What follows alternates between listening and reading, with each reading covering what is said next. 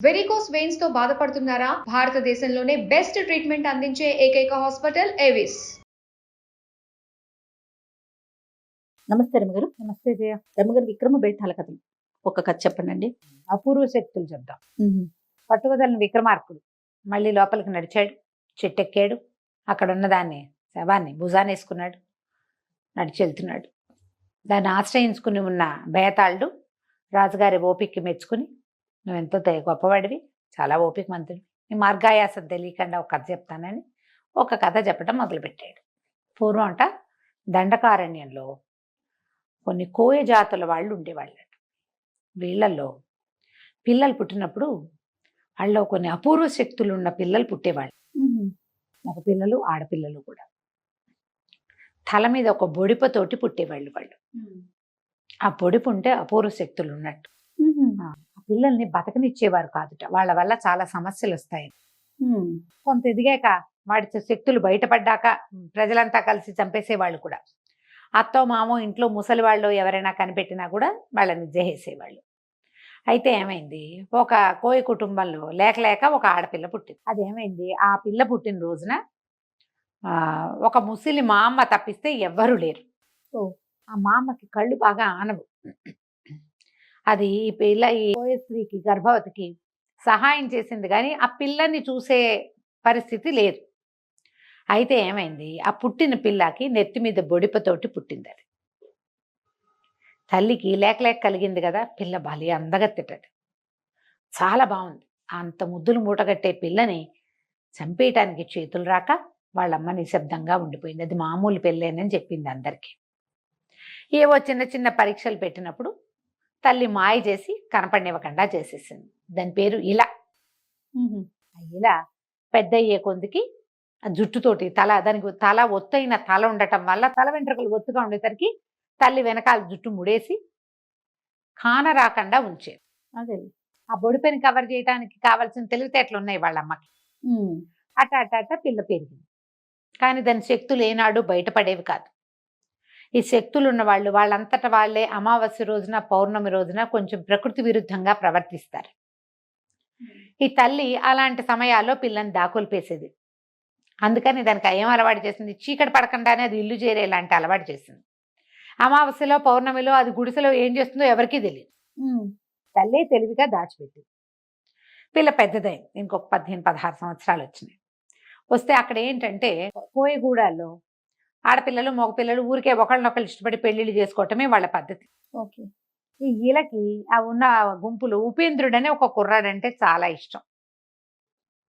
వాడికేమీ ఈ పిల్ల మీద పెద్ద ఆసక్తి లేదు. ఉన్నట్టు ఉండేవాడు. అయితే ఏమైంది, ఒక రోజున రవికల్ప పున్నమని ఏదో ఒక పండగ చేస్తారు. ఆ పండగ చేసినప్పుడు ఈ మగపిల్లలు ఈ డాన్సులు చేసే ఆడపిల్లల్లోంచి తమకు కావాల్సిన అమ్మాయిని సెలెక్ట్ చేసుకునే పద్ధతి. ఈ ఈల వాడిని ఆకర్షించడానికి, ఉపేంద్రుడిని ఆకర్షించడానికి శత విధాలా ప్రయత్నం చేసింది కానీ వాడేమి ఈ పిల్లకి పడలా. అయితే అది పౌర్ణమి అవటంతో వాళ్ళ అమ్మ ఏం చేసిందంటే సాయంకాలం తను వెళ్ళనిచ్చింది. మరి వెళ్ళవాలి కదా పిల్లకి. అది ఏం చేసింది, ఇంటికి వచ్చేసేసి తన కొంగుకున్న ఆ కొంగుని పీలికలుగా చింపి ముళ్ళేస్తూ ఒక మంట ఏదో పెట్టుకుని ఒక్కొక్క ముడిని అందులో వేస్తూ కూర్చుంటే ఈ ఆడపిల్లల మధ్యలో గుంపులో తిరుగుతున్న ఉపేంద్రుడు అటా నడుచుకుంటూ వెళ్ళిపోయాడు ఇలా వాళ్ళ ఇంటికి.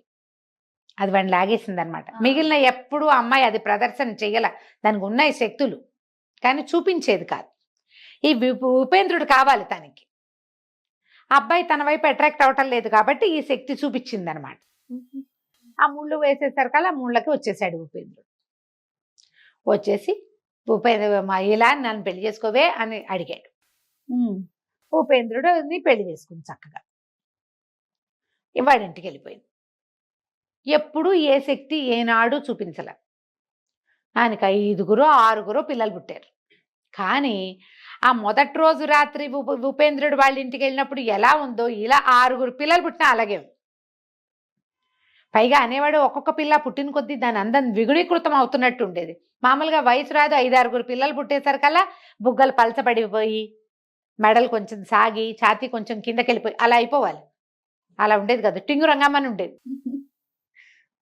అయితే ఏమైంది అనేవాడు, ఇలా పిల్లలు పుట్టిన కొద్దికి నీకు అందం పెరుగుతుంది అంటే నవ్వేది. చెప్పేది కాదు. నాకు అపూర్వ శక్తులు ఉన్నాయి, వాటి వల్ల నేను అందంగా ఉన్నానని చెప్పేదే కాదు. సరే ఏమైంది, 5-6 పిల్లలు, 6 పిల్లలు. ఆఖరి చంటిపాడుకి 1-2 ఏళ్ల పిల్లాడుగా ఉన్నప్పుడు ఒకసారి ఉపేంద్రుడు వాళ్ళ అమ్మ, వాళ్ళు వేరే గూడెంలో ఉంటారు, ఇక్కడికి వచ్చింది. వచ్చినప్పుడు వాడు ఏమన్నాడు, ఒక మాట నవ్వుతూ, అమ్మ ఇంత ముసలిదాని అయిపోయామేమిటే, నిరుటికి ఈ ఏడాదికి నిరుడేగా కలిసాం, ముసలిదాని అయిపోయావు, నడవలేకపోతున్నావు, మా ఆవిడ చూడు పెళ్లి చేసుకున్నాడు ఎట్టా ఉందో, 6 పిల్లల తల్లైనా అట్టాగే ఉంది అనేసరికల్లా వాళ్ళ అమ్మంది, ఓరు నాయనో నిజముట్రా అంది. నిజమమ్మా, తోటకెళ్ళింది, వచ్చాక చూద్దు కానీ చూడు దాని అందం అన్నాడు.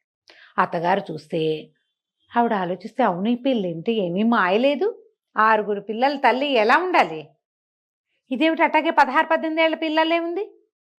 ఆ ఉపేంద్రుని పక్కకి పిలిచి చెప్పింది, ఒరే నాయనా ఇది మాయల మారి అయ్యి ఉంటుందిరా, మాయల మారిది, అందుకని దీనికి అపూర్వ శక్తులు ఉండటం వల్లే ఇది ఇట్ట చిన్నపిల్లల్లే ఉంది, ఇది ప్రమాదం రా, దీన్ని చంపేయాలి నువ్వు, అవునో కాదో చూడమన్నాడు. అవునో కాదో చూడు అని. అవునో కాదో చూడాలంటే మరి ఎట్లా చూడాలి, తల్లి ఒక పరీక్ష చెప్పింది. మంత్రాలు మారే గ్యారంటీగా ఇది గనక దీనికి అపూర్వ శక్తులుండి మంత్రాల మారిదైతే అమావాస్య నాటి అర్ధరాత్రి ఏదో ఒక చిన్న పూజ ఓం ఓం అనైనా అనకుండా ఉండదు, దానికి చిన్నప్పటి నుంచి వచ్చేవి. వీడికి ఎంత ప్రేమో ఆ ఇళ్ళంటే, ఎందుకంటే ఆ ముడేసి వాడిని అట్లా పెట్టుకుంది. మమిత ప్రేమ, 5-6 పిల్లలు పుట్టినా వాడి ప్రేమ, వాడి అపేక్ష ఏం తగ్గల. అలాగే కొత్తల్లో ఎంత ప్రీతిగా ఉన్నాడు, ఇప్పుడు కూడా అలాగే అంటే చూడమంది. సరే వాళ్ళ అమ్మని ఉంచుకున్నాడు ఇంట్లోనే. అమావాస్య వచ్చాక తల్లి కొడుకు కుమ్మక్కై అర్ధరాత్రి చూస్తే ఏముంది, రాత్రి 12 గంటలు అయ్యాక పిల్లల పక్కన పడుకున్న ఇలా లేచెళ్ళి జుట్టు ముడేసుకుని పొయ్యి మేలో ఉన్న నిప్పుల్ని తీసి ఒక పక్కకి పెట్టి ఆ నిప్పుల ముందు కూర్చుని ముందుకి వెనక్కి ఊగుతూ ఏదో మంత్రం చదువుతూ ఓ పిండేదో దాని మీద వేసి చూసేసరికి అలా వెళ్ళిపోయాడు. అయ్య బాబోయ్ అవునే అమ్మా ఇది ఎట్టాటిదే అంటే ఏమన్నాడు, వాళ్ళ అమ్మంది దీన్ని చంపేయాలి నువ్వు అనేసరికి వాళ్ళ అమ్మ 6 పిల్లలే, నా పిల్లల తల్లి అది, నన్ను ఎట్టా చంపమన్నావు అంటే, చంపపోతే నీ పిల్లల ప్రాణాలు కూడా ప్రమాదమేరా, ఎప్పుడో ఒక రోజు తిక్క తిరిగిందంటే అది నిన్ను మింగేస్తుంది, వాళ్ళని మింగేస్తుంది, చంపి తీరాలి అంటే. సరే ఏం చెయ్యాలి అంటే, వాకిట్లో ఒక కట్టెలు చితిపేర్చి దీన్ని తీసుకెళ్ళి దాంట్లో కూర్చోబెట్టాలి, కాల్ చేయటమే. అయ్యో. దీన్ని అంటించేసేయాలి, పిల్లలు నేను చూసుకుంటా, నువ్వు ఆ పని చేయమని అనేసరికల్ సరే వీడేం చేశాడు, పిల్లని వాకిట్లో కట్టెలన్నీ చక్కగా పేర్చి ఓ స్తంభం నాటి దాని దగ్గర దీన్ని మంచి మాట్లాడుతూ ఇట్లా కావలించుకుని తీసుకెళ్ళి చటుక్కున్న స్తంభం కేసి కట్టేస్తే ఏమిట్రా ఏమిట్రా ఏం చేస్తున్నావు అని, నేనేం చేయ, నేను మంత్రాలు మారిదానివి, నిన్ను ఇట్లా కాల్ చేయకపోతే రేపొద్దున ఎప్పుడైనా పిల్లలకి ఇబ్బంది వస్తుంది, ఏం చేస్తాను చచ్చినట్టు ఆ పిల్లలు నేను పెంచుకుంటాను, నేనేం చేయలేను, నీ మీద నాకు ప్రేమే, ఆ ప్రేమ కూడా నేను నాకు ముందు లేదు, ఉడేసాకే వచ్చింది, నీకు వచ్చాకే ఆ పిచ్చి వచ్చింది నాకు, నువ్వు మంత్రంతోటే నన్ను నాకట్టుకున్నావని నాకు అర్థమైంది అంటే, ఒరే కాలిపోతానరా ఇంత అందం కాలిపోతే పోయినా సరే పర్వాలేదన్నాడు అని చెప్పి చటుక్కున చీతంటిచ్చేసి గబగబా ఇంట్లోకి వెళ్ళి తలుపేసుకున్నాడు. చూడలేక ఇదేం చేస్తుంది, ఆ మంటంతా అంటుకొనిచ్చి ఇలా తన బట్టల దగ్గరకు వచ్చేసరికి ఏదో మంత్రం చదివి ఆ పైన ఉన్న చెట్టుకి పువ్వులే మారి అతుక్కుని కూర్చున్నాడు. అదొక ఎండు చెట్టు. అయితే తెల్లవారాక అది పువ్వు పైనే ఉంది, ఈ చితిమంటలన్నీ కాలిపోయినాయి. వాడు ఏం చేశాడు, పొద్దున్నే తెల్లారాక ఏడ్చుకుంటూ ఆ కట్టెల బూడిదంతా అయ్యో ఎలా బూడిదైపోయిందని అంతా బూడిదంతా ఎత్తి బయట పోసాడు. జమీందార్ గారు ఒక ఆయన ఉన్నాడు ఆ ఊరికి, ఆయన కొంచెం ముసలాయన. ఆ ముసలాయన ఆ రోజు మధ్యాహ్నం ఈ దారి వెంబడి వస్తూ మంచినీళ్ళు తాగుదామని ఎక్కడో ఆగి నోటో నీళ్లు పోసుకోవటానికి ఆ గుర్రం మీద కూర్చొని నీళ్లు పోసుకుంటున్నాడు. పైకెత్తుతాంగా తలకాయ ఎత్తేసరికల్లా ఎండు చెట్టుకి ఒక గులాబీ రంగులో అంతున్న పువ్వు ఒకటి కనపడింది ఆయనకి. ఇదేమిటి ఇంత ఎండు చెట్టుకి ఇట్టాటి పువ్వు పూసింది, అసలు ఈ చెట్లకు పువ్వులు పూస్తాయా ఆశ్చర్యపోయాడు. ఆ దారే పోతున్న ఒక కుర్రాడు, ఒరే ఆ చెట్టెక్కి ఆ పువ్వు కోసివరా నాకు అన్నాడు. వాడు పోయి చెట్టెక్కి పువ్వు కోసిచ్చాడు. ఆయన పువ్వు పుచ్చుకుని తీసుకుపోయి తన గదిలో నీటిలో వేసి పెట్టాడు, అందంగా ఉంటుందని. సరే ఏమైంది, ఆ నీళ్ళలో కూర్చుంది ఇలా, పువ్వు రూపంలో ఉంది కదా.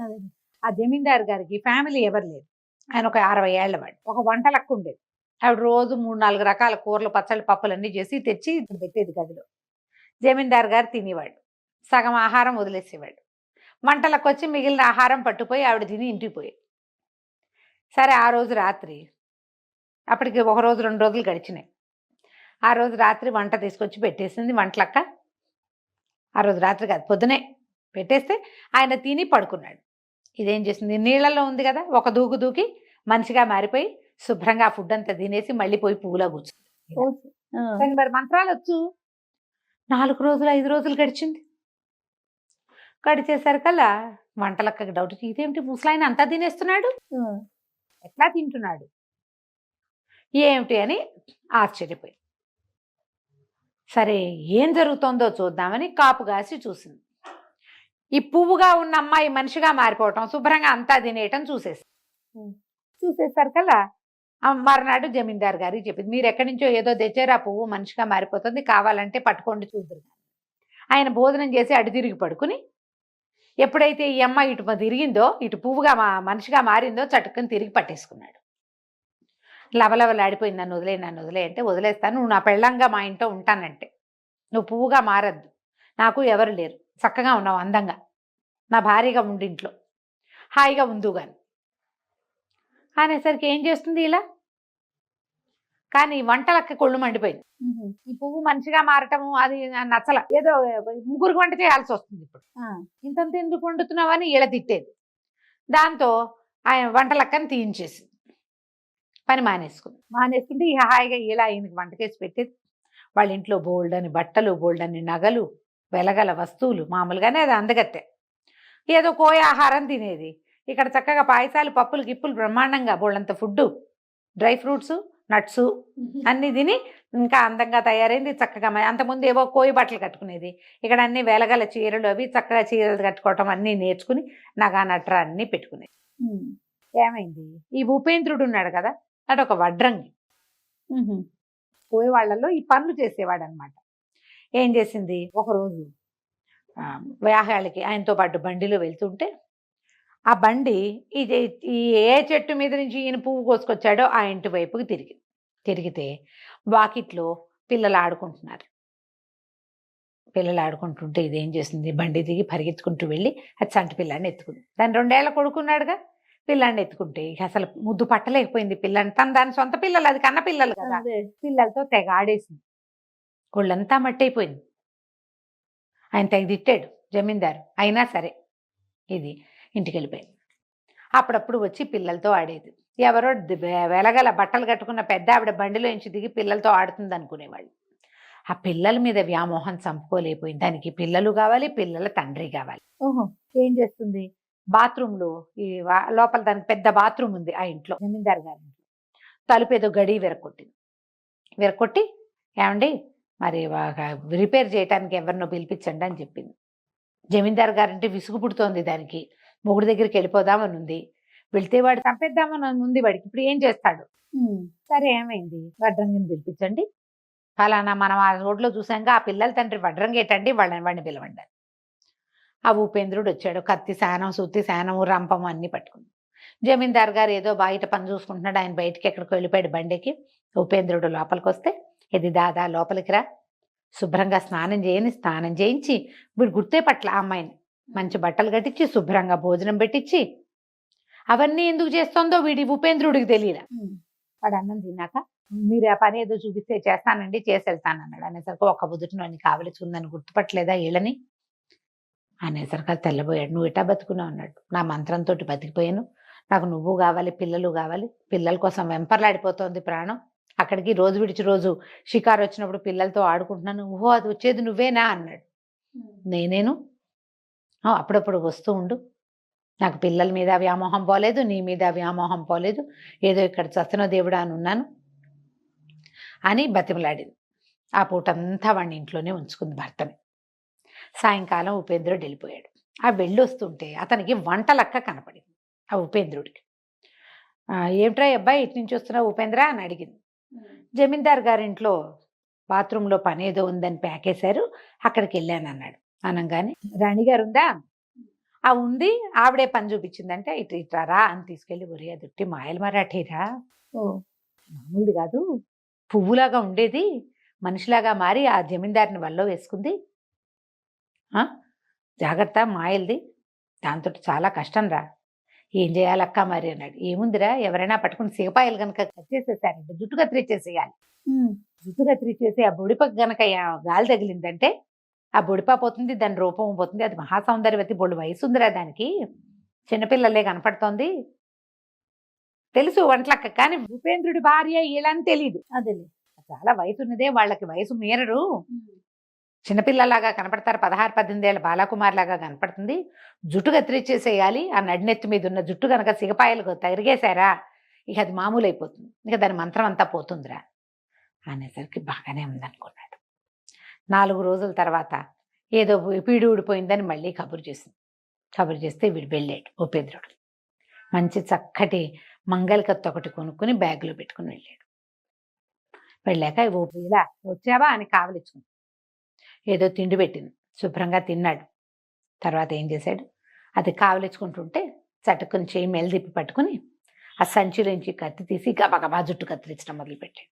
కేకలు పెట్టింది, ఇలా ఏమిటి ఏమిటి ఇట్ట చేస్తున్నావు, జుట్టు కత్తిరిస్తే అందమంతా పోతుందిరా నాది, వద్దు వద్దు అని కేకలు పెట్టింది. అందం పోయినా సరే మొత్తం నడినెత్తి మీద ఉన్న జుట్టు అంతా కత్తిరించేసాడు. ఎప్పుడైతే ఆ బొడిప బయటకు వచ్చిందో దాని జుట్టులో ఇంచి వెంటనే ఇలా జుట్టు తెలుపు నలుపుగా అయిపోయింది. ఆ మిగిలిన జుట్టు అది చక్కగా నవయవనంతో మిసమిసలాడుతున్న అమ్మాయి శరీరం పల్చగా సామాన్యంగా 40 ఏళ్ల వాళ్ళకి ఎట్లా ఉంటుందో అట్లా అయిపోయింది.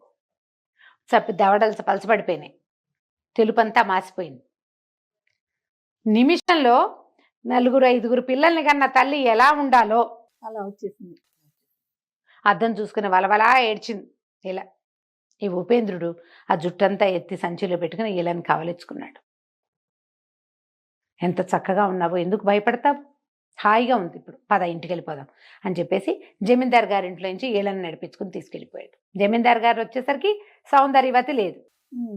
ఆ సౌందర్యవతి ఇంకెక్కడా లేదు భూమి మీద. ఇంటికి తీసుకెళ్ళిపోయాడు. ఏమీ లేదు, హాయిగా ఏ అరమరికలు లేకుండా సుఖంగా కాపురం చేశారు. హాయిగా ఉంది పిల్లలతో. దాని పిల్లల్ని అది పెంచుకుంది. ఆ తర్వాత కూడా 1-2 పిల్లలు పుట్టారు వీళ్ళకి. ఆ రోజుల్లో బర్త్ కంట్రోల్ లేదు కదా. కథ కంచికి మనం ఇంటికి. ఈ కథని బేతాళుడు చెప్పాడు. ఇలా మహాసౌందర్యవతి అంత అందగత్తైన భార్యతోటి దాన్ని పెళ్లి చేసుకుని, సౌందర్యవతిని ప్రేమించి పెళ్లి చేసుకుని పిల్లల్ని కన్నవాడు ఇలా కురూపిగా సామాన్యంగా అయిపోయిన అమ్మాయితోటి ఎట్లా కాపురం చేయగలిగాడు? దాని మంత్రాలు పోగొట్టి దాన్ని వదిలేయాలి. ఎందుకు ఇంటికి తెచ్చుకున్నాడు ఉపేంద్రుడు చెప్పమన్నాడు. బాగుంది కదా ప్రశ్న. మనం ఇప్పుడు కూడా మనకి ఈ ప్రశ్న వస్తుంది. పెళ్లి చేసుకున్నప్పుడు, ప్రేమించుకున్నప్పుడు చిన్న పిల్లల్లాగా నవయవనంలో ఉంటారు. 50 ఏళ్ళు 40 ఏళ్ళు వచ్చాక అలాగే ఉంటారా? ఇక్కడ సజ్జనం గారు ఆడైనా మొగైనా ఉంటారా? నువ్వు అలా లేవు, అప్పట్లాగా లేవు అని అనొచ్చా? చాలా తప్పు కదా, అసలు ఆలోచనే తప్పు కదా. కదా, పోనీ అనేవాళ్ళు ఉంటారా? ఉన్నారు. నేను అనేది అనేవాళ్ళు అంత యవ్వనంగా ఉండగలరా అంటున్నా. వాళ్ళు ఉండరు. అది వాళ్ళు ఏదో కొంత మెయింటైన్ చేసినా ఆ 25 ఏళ్ల హుమస్ లో ఉన్నట్టుగా 50 ఏళ్లలో ఉండరు. నువ్వు ముసలిదాని అయిపోయావు, అందం పోయింది, నీ జుట్టు ఊడిపోయింది, ఉన్నారు నువ్వు అందం పోయింది, చిన్నప్పట్లాగా లేవు, చిన్నప్పట్లాగా ఎవరుంటారు? నువ్వు ఉండవు. కానీ దాని మీద డివోర్స్ తీసుకునే వాళ్ళు కూడా కనపడుతున్నారు జయ. ఇప్పుడు మన అందమైన జీవితంలో నేను చేశాను రమ్మగారు. బట్టలు వచ్చిందని, పొట్టొచ్చిందని భర్తలు వద్దనుకుంటున్న ఆడవాళ్ళు కూడా కనపడుతుంది. అదే డివోర్స్ దాకా వెళ్ళిన కేసులు మనకు అందమైన జీవితంలో వచ్చినాయి. ఒక 2-3 డాక్టర్ గారు నేను మాట్లాడాము. మీరంటే గుర్తొచ్చింది. ఇదే పాయింట్ కదా, ఇదే పాయింట్. చిన్నప్పట్లాగా లేవు, పెళ్ళప్పట్లాగా నువ్వు ఇప్పుడు లేవని పెళ్ళైన 10 ఏళ్లకి 8 ఏళ్లకి పోట్లాడే వాళ్ళు ఉంటారు. పెళ్లి రోజున ఉండే ఆనందం, ఉత్సాహం, ఆ పెళ్లి కోసం ప్రిపరేషన్, ఏ బాధ్యతలు లేకపోవటము, మహారాణిలాగా యువరాణిలాగా ట్రీట్ చేయబడ్డము వల్ల వచ్చిన మెరుపు వేరు. ఇళ్లల్లో పనులు పాటలు చేస్తూ ఈ మగవాళ్ళ దౌష్ట్యాలకి ప్రతిసారి లొంగిపోతూ పెద్దవాళ్ళంతా కేకలేస్తుంటే లైన్లో ఉండాల్సిన పరిస్థితి వచ్చేసరికి మొహాలు మారిపోతాయి కదా. అందుకే కాదు రమ్మగారు, పెళ్లి కాకముందు వేరు, పెళ్ళైనాక తల్లి అవుతాం కదా. అది ఎలాగో వస్తుంది. అదే అసలు ఇంకెవరు ఏమి అన్నా అనకపోయినా వచ్చే మార్పు అది. అదే విక్రమార్కుడు చెప్పాడు. ఉపేంద్రుడు ప్రేమించింది అసలు ఇలా అందాన్నే కాదు. ఒకవేళ ఈవేళ అందాన్నే వాడు ప్రేమించుంటే ఆ అమ్మాయి ముడేయాల్సిన అవసరం వచ్చేది కాదు. అంతే, ముడివేసి అతన్ని లోబర్చుకుంది. ఆ అమ్మాయి సౌందర్యం అతన్ని ప్రలోభ పెట్టేది. అంతేగాని వాడికి కావాల్సింది ఎవరు? తన భార్య, తన పిల్లలకి తల్లి, 6 పిల్లల తల్లి. అందం అక్కర్లా వాడికి. ఆ అందం కావాల్సిన తొలి రోజుల్లో క్రమంగా అలవాటైపోతుంది. ఆడవాళ్ళకి పొట్ట వస్తుంది, నడ్డి వస్తుంది, ఒళ్ళు పెరుగుతుంది, జుట్టు ఊడిపోతుంది, తలకాయ తెల్లబడిపోతుంది, ముక్కులు మొహాలు వదులైపోతాయి. మగవాళ్ళకి బట్టతల వస్తుంది, బొజ్జొస్తుంది, ఓవర్ వెయిట్లు వస్తాయి, అనారోగ్యాలు వస్తాయి. వీటితో పాటు ప్రేమ ఎలా పెరుగుతుంది? ఒకళ్ళతో ఒకళ్ళు కలిసి ఉండటం వల్ల, వీళ్ళ బంధాన్ని పెంచిన సంతానం వల్ల బాధ్యతతోటి ప్రేమలు పెరుగుతాయి. ఆ వదిలిపెట్టలేని గుణం, వదులుకోలేనివి ఇవన్నీ ఎలా వస్తాయంటే కలిసి ఉండటం వల్ల, సౌందర్యం వల్ల కాదు. సౌందర్యం చాలా తాత్కాలిక వ్యామోహానికి గురి చేస్తుంది, తర్వాత ఏముండదు కదా అని చెప్పాడు. చెప్పంగానే విక్రమార్కుడు భేతాళుడు చెప్పాడు, ఎంత అద్భుతమైన సమాధానం చెప్పావు. నిజం, ఉపేంద్రుడు ప్రేమించింది ఇళని, ఇళ యొక్క సౌందర్యాన్ని కాదు, తన పిల్లల తల్లి కావాలి అతనికి, అందుకని తీసుకుపోయాడు. బాగా చెప్పావు, కానీ నువ్వు మౌనభంగం చేసావు కదా రాజా, నేను వెళ్ళిపోతున్నానని మళ్ళీ కళేబరంతో సహా వెనక్కి ఎగిరి రివ్వుమని చెట్టుకి అతుక్కుపోయాడు. రాజుగారు మళ్ళీ వెనక్కి నడవటం మొదలుపెట్టారు. బాగుంది చాలా కదా? బాగుంది రమ్మ గారి కథ. నమస్తే. నమస్తే.